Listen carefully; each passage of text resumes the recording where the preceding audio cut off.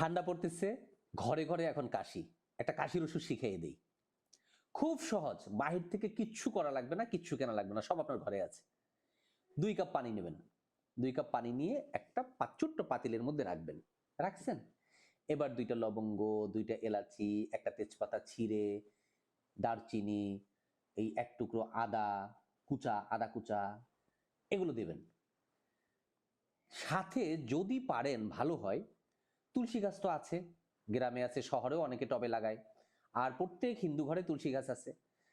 তুলসী পাতা 2-3টা দিলেন, দিয়ে ভালোভাবে জাল দিলেন।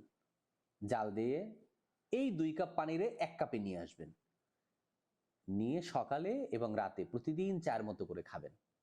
এই ঠান্ডার কাশি সর্দি ঝামেলা থেকে আপনাকে বাঁচাবে, ঠিক বাঁচাবে বলা যাবে না, হেল্প করবে। যদি মধু থাকে একটু মধু মেশাতে পারেন 2 চা চামচ, এটা করতে পারেন।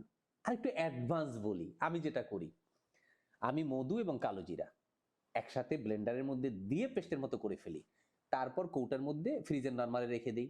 আমি যখন এই চা খাই তখন ওই যে পেস্টের মতো করি না মধু এবং কালো জিরা দিয়া, সমান সমান পরিমাণ দেবেন, যতটুকু মধু ততটুকু কালো জিরা দিয়ে ব্লেন্ডার করে ফেলবেন। যদি আধা কেজি কালো জিরা আধা কেজি মধু দেবেন, দিয়ে ব্লেন্ডার করে ফেলবেন। এরপরে ওইখান থেকে 1 চা চামচ নিয়ে আমি কাপের মধ্যে নিয়ে মিশিয়ে তারপরে খাই সকালে আর রাতে। আপনারা এটাও করতে পারেন।